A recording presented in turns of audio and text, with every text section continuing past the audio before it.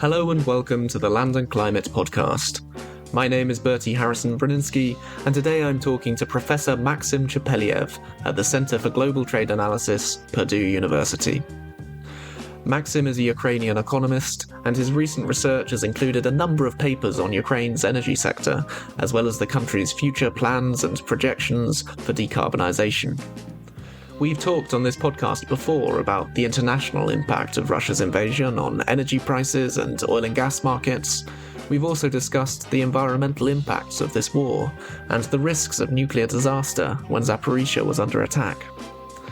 With Donald Trump's election as US president now renewing talk of a negotiated peace, however unlikely that may be in the immediate future, and with the 3-year mark from this invasion fast approaching, I was interested to talk to Maksym about how conflict has changed Ukraine's own energy ambitions and net zero plans.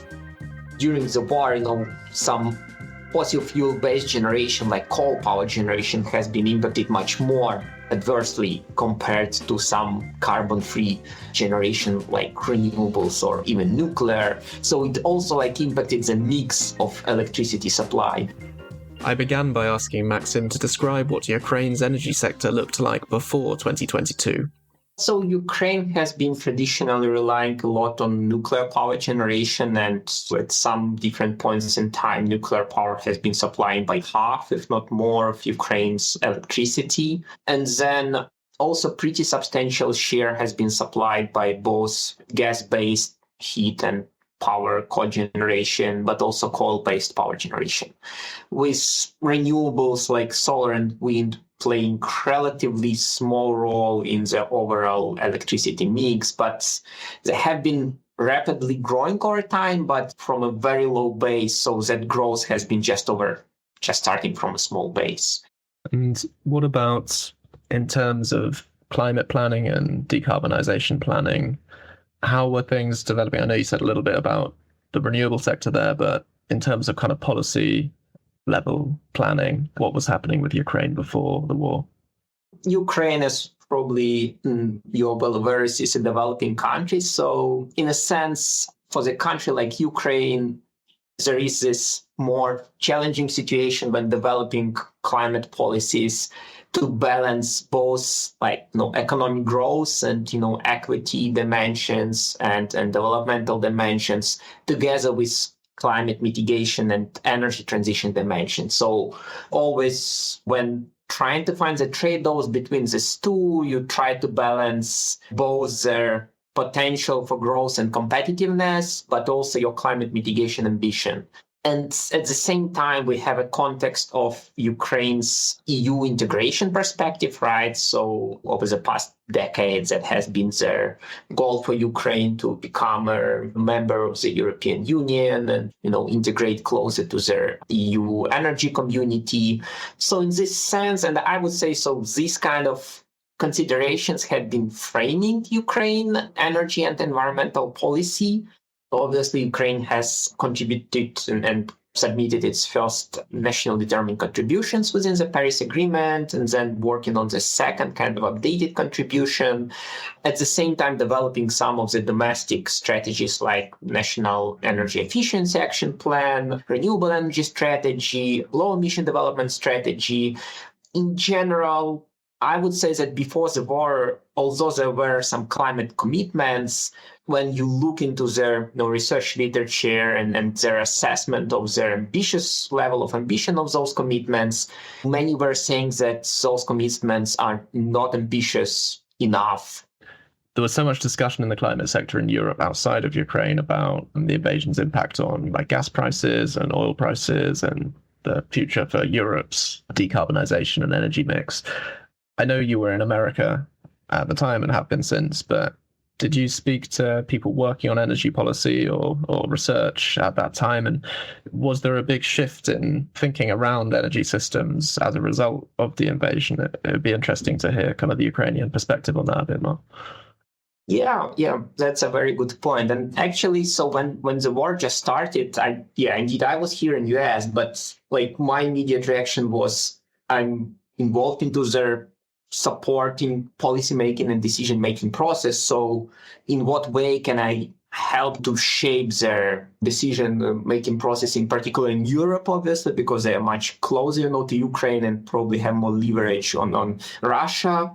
So at that point, we had a project with the World Bank that was developing global modeling framework to look into their decarbonization policies and, interestingly in Russia. So when the war started from the very beginning, I said, we halted that project and we repurposed that modeling framework to understand what are the potential implications of imposing energy bans and sanctions on Russia for EU, for Russia, for the rest of the world. And actually, we published a couple of studies on that pretty fast, within, months after the war started.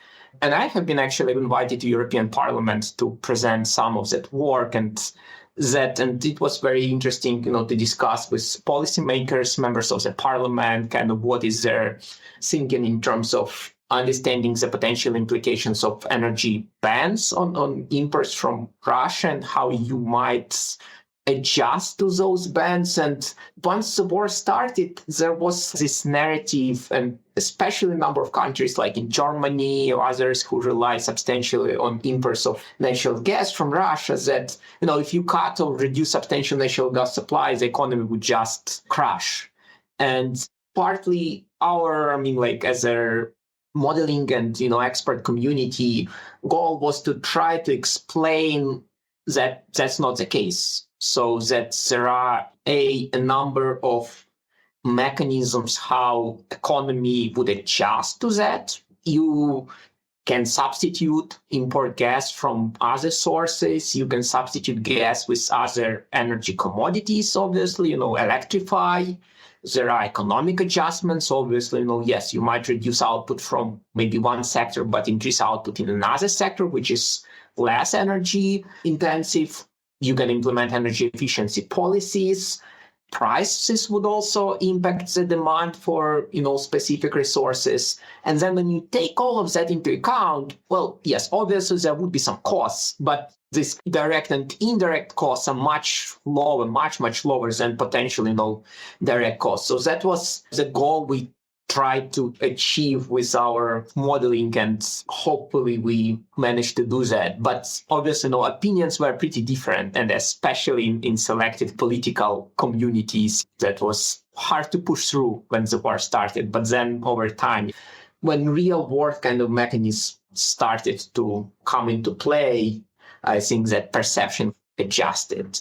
But obviously, there was another aspect of how other countries were reacting to changes in energy supply from Russia and other factors. So, obviously, for instance, some other large oil and gas suppliers, like countries in the Middle East and North Africa, they were trying also to adjust to the market, and instead of, let's say, increasing supply to compensate some of the supply, reductions from Russia, they were limiting or reducing their supply, which was leading to their increase in energy prices. And in turn, what that was leading to is that Russian revenue, although their exports in volumes have decreased rather substantially, in terms of revenue, they were not losing or maybe even, gaining revenue. It's also important kind of to take into account how others react to the situation and their economic reality, that it's not always perfect markets that we might assume in our models or expert judgments, but there are many other factors that would also impact their results and decision making, and especially considering in the short run versus the long run. That's what we see now. Within the first year, let's say, the prices were really plummeting and increasing substantially, while in 2-3 years, the markets have adjusted, and now we are back to lower gas and oil prices. Domestically for Ukraine, I know obviously with all of the impacts of war, energy consumption isn't going to be what it was, but how has Ukraine managed to replace the imports that it used to have from Russia, and of course all of the damage to energy infrastructure that is continuing to happen as well? Ukraine has been managing pretty well on that part, and above expectations that some experts had when the war started. Partly, I think, especially for someone who is not well familiar with the trends in energy system just before the war and more like in more general context. So Ukraine has been decoupling in terms of imports of fossil fuels from Russia even before the war. So like the starting point, let's say in 2022, was already pretty different from what one would see in, let's say, 2014. So these 5-10 years have changed their import dependency for Ukraine in terms of natural gas imports and petroleum products imports from Russia, which somewhat to some extent simplified or at least eased the situation a bit, right?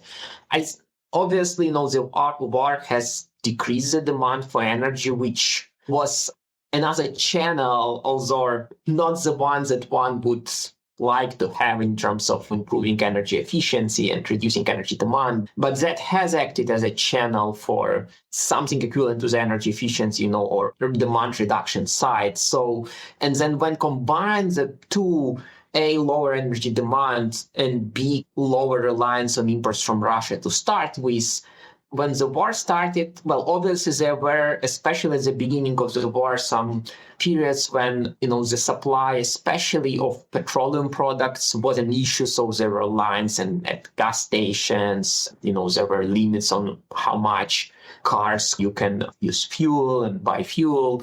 Obviously there were issues, but in general, and especially if we look now, Ukraine has enough natural gas, at least that's what their official statements are, to go through winter in their storage facilities. So I think that is more of a success story rather than the other way around. There's obviously this narrative about building back in a more green way.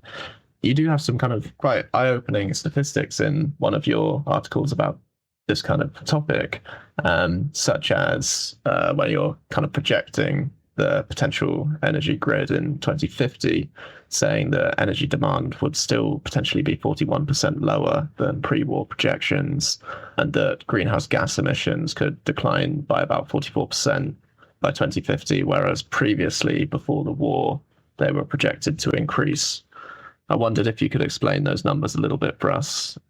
Yeah, right. Well, obviously there is a major uncertainty regarding any forecast or projections, you can make in this situation. So you need to make some assumptions, but at least what's our, I would say, default, or baseline assumptions suggest is that, after the war started, it has particularly hit their heavy industry, including, metals, chemicals production, non-metallic minerals, which are rather energy intensive. So emissions have declined quite substantially. And then the war continues. We are in the 4th year. So when you look into the macroeconomic forecasts, the GDP gradually grows over time, but the starting point is already substantially lower. So in a sense, we have shifted our demand and economic growth curve down quite significantly. And B, we also shifted the structure of the economy. So in a sense, the share of lower energy intensive sectors like service sectors are now higher compared to what was before the war. So think about, for instance, how the metal production sector has been impacted compared to some service sectors like IT. So in a sense, we also have this structural shift. When projected forward, and again, there is some aspect of speculation here, but we do not see the demand for, for instance, exports of iron and steel getting back to their pre-war levels and then growing at a fast pace forward. And when all this is combined, and during the war, some fossil fuel-based generation like coal power generation has been impacted much more adversely compared to some carbon-free generation like renewables or even nuclear. So it also impacted the mix of electricity supply. So when we combine all these aspects together, what we see is that pre-war and post-war energy system and emission forecasts, they are quite different. Before the war, we were seeing kind of an increase in emissions in the reference scenario without any substantial mitigation efforts. In the post-war recovery scenario, what we see is that emissions are flat or even declining, again, without any targeted mitigation efforts. No, that's interesting. And I suppose there's also going to be a big emission cost to rebuilding. And perhaps if what you're saying is true about the kind of heavy industries being less significant in Ukraine's future, do you think that supply will have been moved to somewhere else?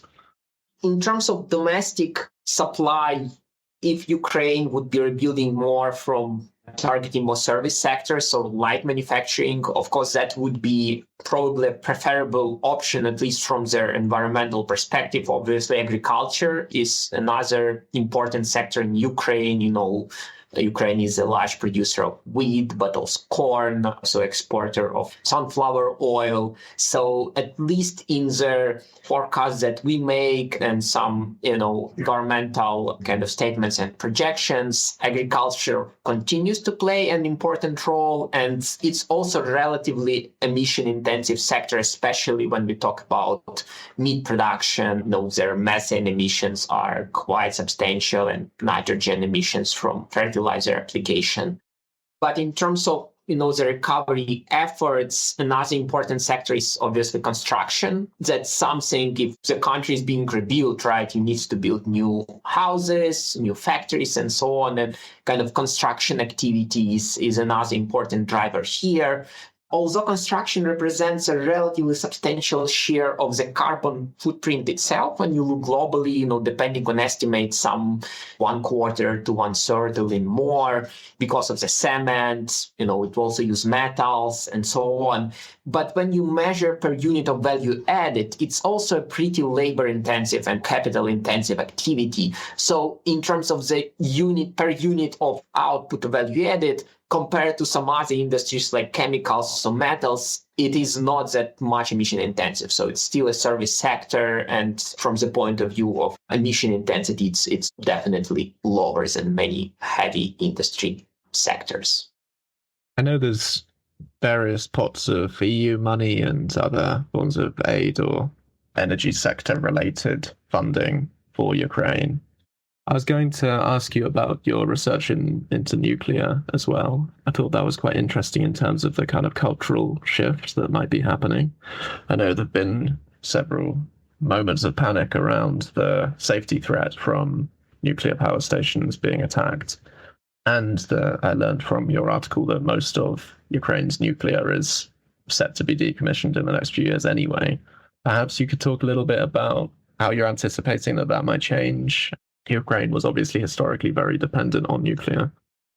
The share of nuclear has been really high in Ukraine, and in some years reaching over 50% of electricity generation. And at least their governmental attitude seems to be in support of the nuclear power generation. In terms of domestic policies, my reading is that there is this push towards preserving nuclear, obviously extending them as much as possible and potentially, substituting plants when they are decommissioned with the new ones. Again, if those are kind of economically feasible. At this point, we have been looking in our research into first, just pure economic factors. So saying, okay, leaving aside the political context, the context of potential safety concerns, what are the alternatives in terms of either using nuclear or using other energy sources, like renewable energy sources like solar, wind, or biomass, in terms of substituting electricity supply with that. So our key findings there are that first, extending nuclear up to its potential maximum lifetime is definitely economically feasible option, because in a sense, talking about economic concept is you already have most of the capital costs in, right? So this extension is just essentially like a variable cost, maybe with a bit of improving their capital costs, but it's relatively cheap compared to building, for instance, a new nuclear power plant. So that's definitely makes sense, and extending to the extent possible. And depending on nuclear power plant in Ukraine, here the extension could be from somewhere like 2030s to 2050s. So we are still talking about operations for the next 10 to 30 years, right? So relatively substantial time frame. Now, obviously, it takes a while to build a nuclear power plant. So if one decides to build it, their decision making need to be made well in advance, right? So we're talking about 10 plus years. So then we asked, when the nuclear power plants end their lifetime, does it make sense to, instead of them, build a new nuclear power plant, or can you just substitute them with other forms of renewable electricity generation, like wind, solar, bio-based generation? And in general, what we were finding is that in terms of economic costs, it's comparable or even cheaper to replace nuclear with renewable energy sources.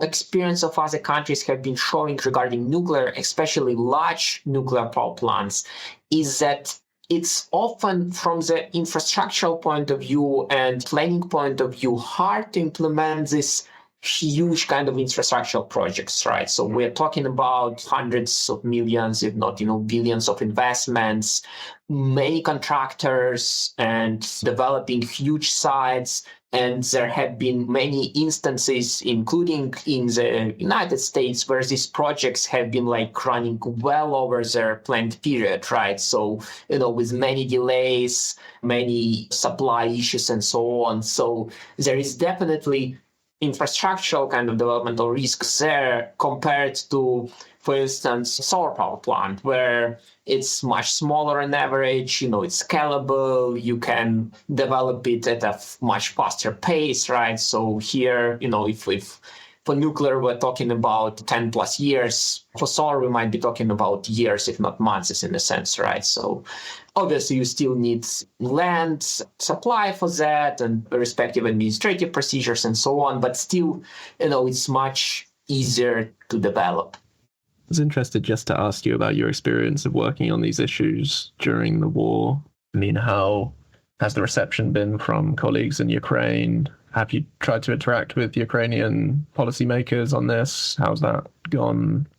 In the case of energy-related and climate-related research in Ukraine during the war, it is also surprisingly, I would say, active and above expectations, and including both domestic research, but also internationally funded and supported research. So as the war started, there was definitely some slowdown in projects, especially from international funding, for obvious reasons, because it wasn't clear whether the goals and targets of corresponding projects are really the most important considering their situation in the country. But then, a year after the war started, projects have ramped up and, if not exceeded their amounts compared to what was before the war. There has been a continuing interest from, obviously, policymakers, and despite all the challenges, the domestic decision-making and policy-making community tried to be actively involved in international cooperation, in particular in the European Union. So, Ukraine's policy research is being presented in major conferences, including in COP and, other places. So, in general, despite all the issues, I remain pretty optimistic in this regard. Now, obviously, as before the war, saying now the question regarding the applicability and feasibility and the potential impact of research that we are doing, and I'm doing, and colleagues in Ukraine are doing for impacting actual decision-making process, right? That obviously this aspect still remains, and I suppose that to some extent or other extent is the issue for every country, right? Whether, the recommendations that are based on, pure research or, science are really feeding into actual decisions, or those decisions are more impacted by political or considerations or other aspects. But I believe, only time will tell whether it's the case or not. So on our side, we continue trying to support decision makers and, hope for the best. My thanks to Professor Maksym Chepeliev for coming on the show, and to Vasco Kostovsky for our audio engineering. If you want to read Maksym's research, we'll link some of his papers in the podcast blurb below, and as always, you can find more articles and episodes on our website at www.landclimate.org. If you've joined the migration from Twitter to Blue Sky, do find us there. We're at landclimate.bsky.social, and Alistair will be back in 2 weeks with a great episode discussing how scientists and campaigners are targeted by the agrochemicals lobby. Until then, thanks for listening, and goodbye.